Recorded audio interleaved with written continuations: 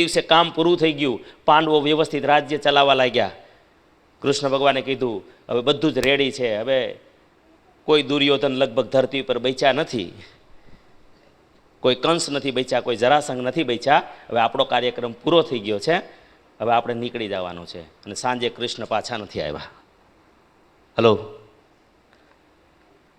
આ જગતનો કોઈ પણ અવતાર એવો નથી જેણે નિવૃત્તિમાં લાંબા ટાંટિયા કરીને પડ્યા હોય એવા. પછી કયો મહાપુરુષ એવો છે? મારો હું જેનાથી પકાઈને આવ્યો છું એ પાંડુરંગ શાસ્ત્રીજી 83 વર્ષે બોલી નહોતા શકતા. કેટલી વાર છેલ્લે એવી પોઝિશન હતી કે ક્યારેક શબ્દ માંડ બહાર આવતો હતો. 300 વર્ષ માણસ કામ કરે ને એટલું હાડકું ઘસાઈ ગયું હતું એનું, જ્યારે ડૉક્ટરે ઓપરેશન કર્યું અમેરિકાની અંદર. એ કે આ કઈ જાતનો માણસ છે?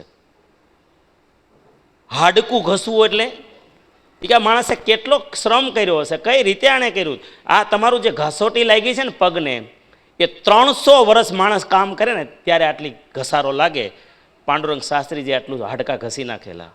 અને એનું સૂત્ર હતું કે હું માણસ છું તો મારે આંતરડા તોડીને કામ કરવું જોઈએ.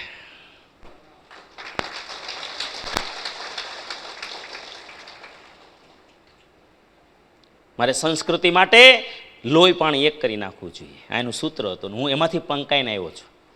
અને એમાં એ નહોતા બોલી શકતા, નહોતા ચાલી શકતા, પગ કાપેલો, વ્હીલચેર ઉપર ચાલતા હતા છેલ્લી પોઝિશનમાં.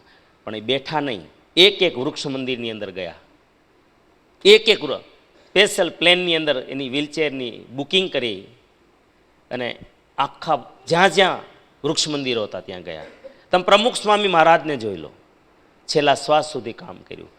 આજે એની જગ્યાએ મહંત સ્વામી છે, તમે જો એની ઉંમર બહુ મોટી છે, વાત તમે જોઈ લો, સતત ભ્રમણ ચાલુ છે.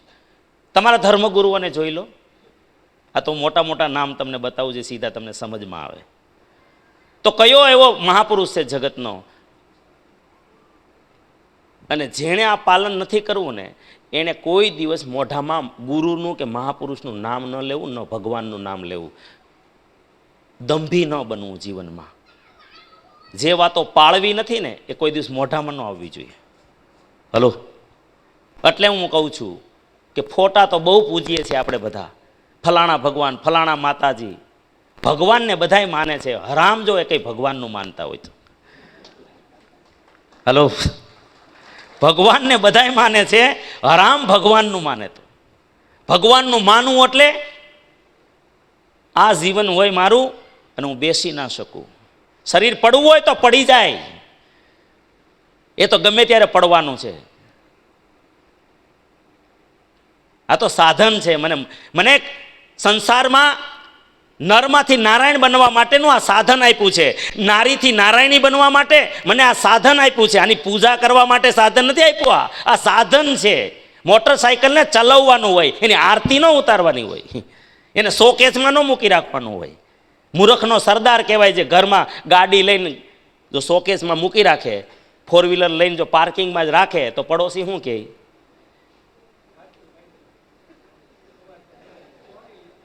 શું કહે ભાઈ? ધીરુભાઈ શું કહે? લોભણીનો છે એમ? એનાથી આગળનું હોત કે. હાલો, પણ આને આરામ કરાવવો છે. લ્યો તો આને શું કેવું હોય તમારે, તમે કહેજો, હું કાંઈ નહીં કહું. આને ગેરેજમાં રાખવું એ કે આપણે આટલા જ કલાક, આટલા વાગે તો બસ આરામ જ.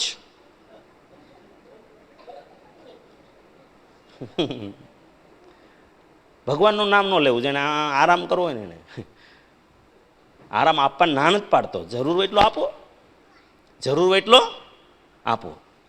તમને 5 કલાકની જરૂર 5 કલાક આપો, 6 કલાકની જરૂર હોય તો 6 કલાક આપો, એનાથી આગળ ન આપો. તમને નથી કહેતો.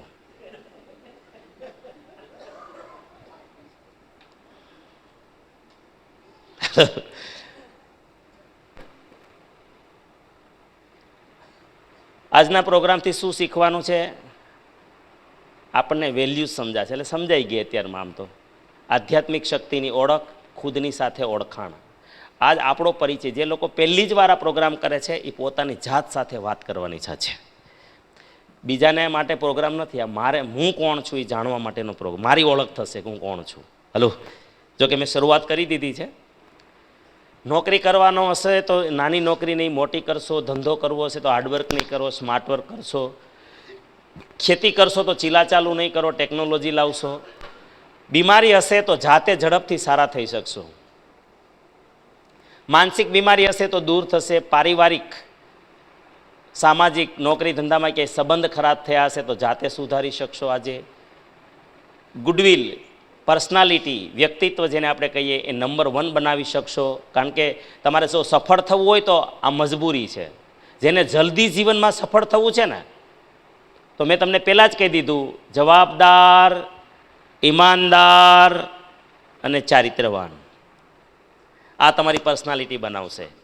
પછી ઉપરના જે લિબાસ છે, આ ઉપરના જે દેખાવ છે, ઉપરના કપડાં છે, કે ટીપટોપ રહેવું, મારા પદને લાયક, એ સેકન્ડ નંબર આવી ગયો. પણ મુખ્ય અંદર મારા મન ઉપર કયા મુદ્દાઓ આવે? જવાબદારી, ઈમાનદારી અને ચારિત્ર્ય. યસ, અને એ હોય અને ફર્સ્ટ ક્લાસ તમે રહેતા હોય વ્યવસ્થિત, સાફ સુથરા, તો એ શું બનાવશે? આપણું વ્યક્તિત્વ નંબર 1 બનાવશે. આજથી તમારા જીવનની કોઈ પણ પરિસ્થિતિ માટે બીજાને તમે દોષ નહીં આપો. આ દેશની અંદર જ્ઞાન અને પ્રતિભાની કમી નથી, હું વારંવાર કહીશ. આપણે બધા સંઘર્ષ એટલા માટે કરીએ છીએ, હું તમને બહુ ચોખ્ખું ચટ કહી દઉં. સ્વીકારવું હોય તો સ્વીકારજો, નહીં સ્વીકારો તો ગમે ત્યારે સ્વીકારવું પડશે. આજ નહીં સ્વીકારો તો ગમે ત્યારે સ્વીકારવું પડશે. જિંદગીમાં તમારી જે પણ સ્થિતિ આજે છે, કે મારી જે કંઈ સ્થિતિ આજે છે, ભૌતિક સ્થિતિ એટલે કે મારી પાસે સંપત્તિ હોય કે મારું શરીર હોય, આ બધું ભૌતિકતામાં આવે. માનસિક સ્થિતિ એટલે કે મારી વિદ્વતા, મારું જ્ઞાન, સામાજિક સ્થિતિ અને આધ્યાત્મિક સ્થિતિ. હું જે પણ લેવલનો છું કે તમે જે લેવલે છો, આ ચારેય સ્થિતિમાં, એના માટે માત્ર ને માત્ર આપણે પોતે જ જવાબદાર છીએ, બીજો નહીં. હલો, બીજો કોઈ જવાબદાર નથી. પણ માનવ જાતિને શું આદત પડી છે કે જો હું સફળ હોઉં કિરણભાઈ તો મારે લીધે, અને ફેલ થાવ તો કિરણભાઈને લીધે. એ કે કિરણભાઈ ધ્યાન ન આપ્યું, નકર આજ કે હું તો રૂબી બની ગયો હોત. હલો, કિરણભાઈ ધ્યાન ન આપ્યું, મારે કાંઈ આપવાનું જ નહીં, મારી જવાબદારી છે જ નહીં. અને આ ભૂલ શું કામે થઈ? જે 3 વાતો મેં તમને વાત કરી, આ 3 વાતો જીવન સમાજમાંથી ગાયબ શું કામે થઈ ભાઈ? કારણ જાણવું છે? સિમ્પલ છે, માણસ અધ્યાત્મથી દૂર થયો. આજે અધ્યાત્મની મજાક ઉડાવવામાં આવે છે, અને આધ્યાત્મિકતા વગર તમને આ 3 વાતો બીજો કોઈ સમજાવી જ ન શકે. જે માણસને સતત 24 કલાક યાદ રહે કે મારી અંદર સર્વસ્ય ચાહમ હૃદય સન્નિવિષ્ટ, પરમપિતા પરમાત્મા જેને બ્રહ્માંડની રચના કરી એ સીસીટીવી ડાયરેક્ટ મારી અંદર બેઠો છે, મારા દરેક ભાવ કર્મનું રેકોર્ડિંગ કરે છે, ને એનું પરિણામ એ મને આપવાનો છે. આ જેને યાદ નથી રહેતું ને, એ આ બની શકતા જ નથી. હલો, વારંવાર જ્યારે તમે આ પ્રોગ્રામ કરશો ત્યારે અલગ અલગ રીતે તમને આ સાંભળવા મળશે, ત્યારે કોઈક વાર આ સેટ થશે. હલો, સમજાય તમને? આજે આપણે મજાક ઉડાવીએ છીએ શાસ્ત્રોની, આધ્યાત્મિક પાત્રોની, આપણા ઇતિહાસની. અધ્યાત્મ વગર તમને કોઈ પકડી નહીં રાખે.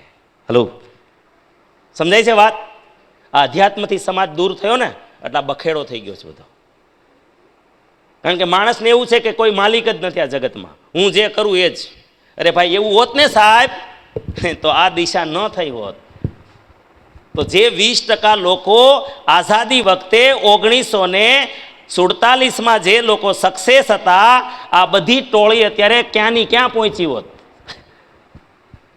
હલો, જો આમાં ઈશ્વરનું શાસન ન હોત, કોઈ સીસીટીવી ન હોત આ જગતમાં, તો કોણે આને નીચે લઈ ગયું? એને નીચે જવું તું? એને નીચે નહોતું જવું સાહેબ, એને તો આમ જ જવું તું, પણ એની ને એની પેઢીમાં નીચે જતા રહ્યા. દસકો એટલે આપણે ત્યાં કહેવત છે, ફલાણાનો દસકો હતો. દસકો હતો, પણ એ દસકામાં એ મેન્ટેન ન કરી શક્યા. આ ત્રણમાંથી એક વાતમાં માર ખાઈ ગયા, ત્યાંથી દસકો હતો. દસકો હતો, પછી શું થઈ ગયું? ડાઉન થઈ ગયું. આજ બતાવે છે કે આ જગતમાં મારા કર્મોને કોઈ નોટ કરે છે. હલો, મારા કર્મોને કોઈ નોટ કરે છે. તેથી કોઈ દિવસ આજથી એક ગાંઠ મારી લો કે મારી સાથે જે કંઈ ઘટના, અને આજ સત્ય છે, આજ સત્ય છે, અને આજ સત્ય છે કે મારી કોઈ પણ સ્થિતિ માટે હું અને માત્ર હું જ જવાબદાર છું. અને એનું રેકોર્ડિંગ મારા પૂર્વના કર્મો, મારા પૂર્વના વિચારો, મારી પૂર્વની વાણી અને મારા પૂર્વના શારીરિક કર્મો જ જવાબદાર છે. એનું રેકોર્ડિંગ પરમાત્મા રાખે છે. એનો આજ જવાબ છે. આજનું જીવન એ પૂર્વમાં કરેલા વિચારોનું, કર્મોનું પરિણામ છે. હલો, કોઈ બીજો જવાબદાર નથી. પણ આપણે શેની મોટા ભાગે કમ્પ્લેન, કમ્પ્લેન અને કમ્પ્લેન. કારણ કે હું જવાબદાર છું જ નહીં. હું નથી જવાબદાર એટલે થાય શું અનિલભાઈ? હું જવાબદાર જ નથી, એટલે મારે તો સુધરવાનું આવતું જ નથી. દામજીભાઈ જવાબદાર છે એટલે મારે ક્યાં સુધરવાનું આવે? દામજીભાઈને સુધરવાની જરૂર છે. મુકેશભાઈ ક્યાં ગયા? પકડિયાઓ કોકાને ક્યાં ગયા? અમારે અપલાઈન ગાયબ છે. કોકળો કરીને મોકલો. માણસ રાત દિવસ તનતોડ મહેનત કરે છે. શું કામ? સાઈડ આવકની જરૂર છે ભાઈ.